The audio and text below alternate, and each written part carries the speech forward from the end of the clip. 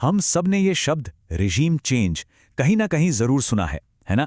TV पर, अखबारों में सुनने में बड़ा भारी भरकम पॉलिटिकल शब्द लगता है, लेकिन असल में इसका सीधा कनेक्शन हमारी आपकी जिंदगी से है। तो फिर ये सत्ता बदलने का असली खेल है क्या? चलिए आज इसी को समझते हैं। जरा एक पल के लिए सोचिए, कल सुबह नींद खुले और पता चले कि देश की सरकार बदल गई है। बिल्कुल नई सरकार, नई नीतियां।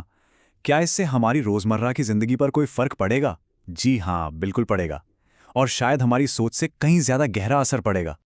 तो सबसे पहले ये समझते हैं कि इस शब्द रिजीम चेंज का आखिर मतलब क्या होता है, क्योंकि ये सिर्फ किसी एक नेता के आने जाने से कहीं ज्यादा बड़ी बात है। सीधे सीधे शब्दों में कहें तो रिजीम चेंज का मतलब है किसी देश की सरकार या उसके पूरे सिस्टम का ही बदल जाना। और मजे की बात यह है कि ऐसा सिर्फ वोटों या इलेक्शन से नहीं होता, इसके कई और भी तरीके हो सकते हैं। अब देखिए, मोटे तौर पर सत्ता बदलने के दो रास्ते होते हैं।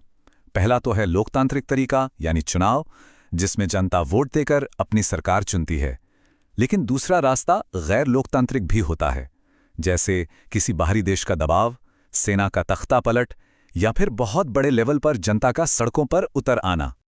अच्छा, ये कॉन्सेप्ट सिर्फ परिभाषा से समझना थोड़ा मुश्किल है। चलिए असली दुनिया के कुछ उदाहरण देखते हैं, इनसे पूरी पिक्चर एकदम साफ हो जाएगी।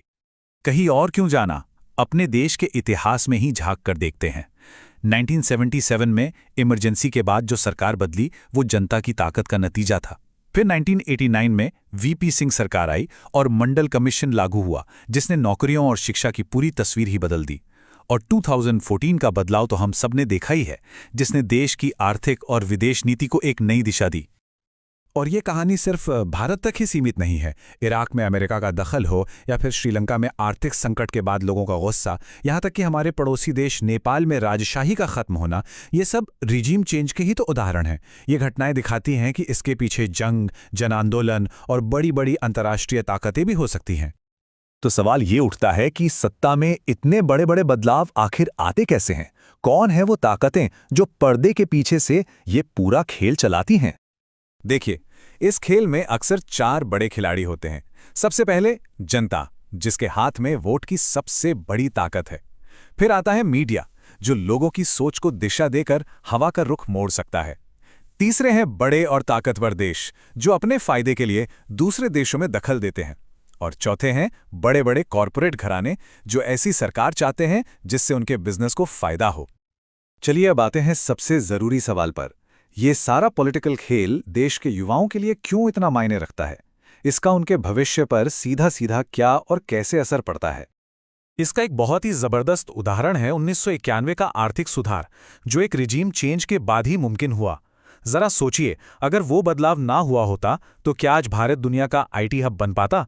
शायद आज लाखों नौजवानों का करियर कुछ और ही होता। बात बहुत सीधी सी है। जब भी कोई नई सरकार आती है तो उसका असर एजुकेशन सिस्टम से लेकर जॉब्स तक हर जगह दिखता है। नई एजुकेशन पॉलिसी आती है, स्किल इंडिया या स्टार्टअप इंडिया जैसे प्रोग्राम लॉन्च होते हैं। ये सब ऐसी नीतियां हैं जो सीधे सीधे युवाओं के भविष्य को दिशा देती हैं, और ये सब सत्ता परिवर्तन के साथ ही बदल सकती हैं।